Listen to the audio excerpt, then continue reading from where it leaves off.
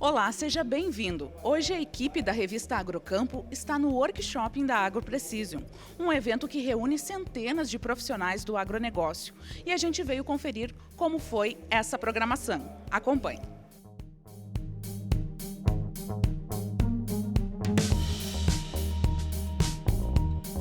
A gente veio trabalhando incansavelmente junto com nossos parceiros para cada vez surpreender o produtor e realmente apresentar um evento diferenciado.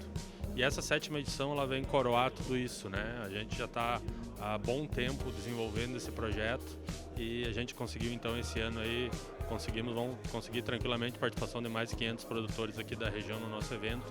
E é o que eu estava falando aqui para o pessoal, que a gente está encontrando aqui no nosso dia a dia, né? Esse evento é para eles, né? A gente pensa em cada palestrante, em cada palestra direcionada para eles, naquelas dores que eles têm no dia a dia, lá no negócio deles. Então, por isso que eu acredito que a gente está evoluindo cada vez mais com a condição desse evento.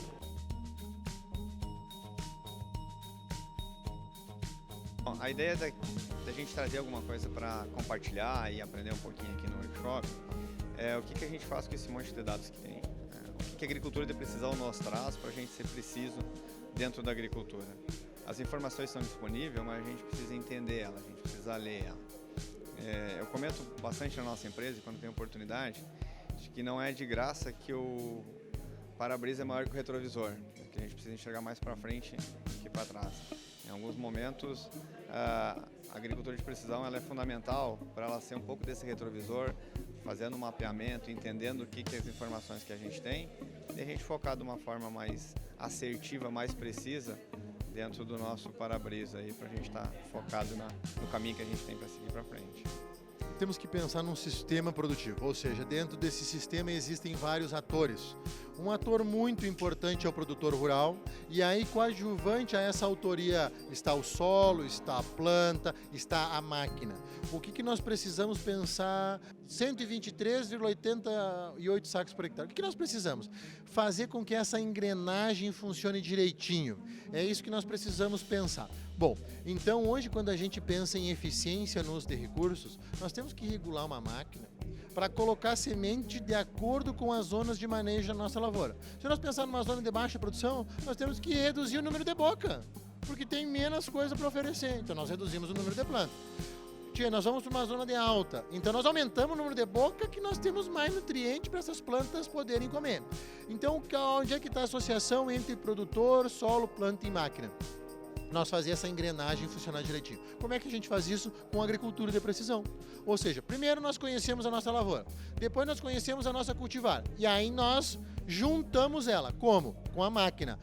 Nas áreas de maior fertilidade, nós fizemos um manejo. Nas áreas de menor fertilidade, nós fizemos um outro manejo. E assim nós aumentamos a eficiência no uso de recursos. Ou seja, não tem uma receita de bolo mais. Não, hoje tem muito conhecimento e esse conhecimento todo funcionando como uma grande engrenagem, aumentando a produtividade e principalmente o lucro do produtor de soja. Nós atingimos níveis de produtividade, de eficiência na produção bastante elevados. O que é ótimo, mostra que o nosso produtor ele vem evoluindo, ele quer evoluir. Só que acontece o seguinte, nós estamos num ciclo, e que não é no estado, é no mundo, nós estamos num ciclo em que as margens estão cada vez mais apertadas. E isto não vai melhorar, pelo contrário, isso vai ficar cada vez mais apertado. Então, em momentos como esse, se tornam necessários os olhares para a gestão. E sim, nós temos um gap imenso em termos gerenciais. Nós precisamos entender que quando a gente vai num médico, o médico olha para a gente e ele não diz o que a gente tem. Ele pede para nós exames laboratoriais, exames de imagem e outros tipos de exames. A mesma coisa vale para as nossas empresas, sejam elas urbanas ou rurais.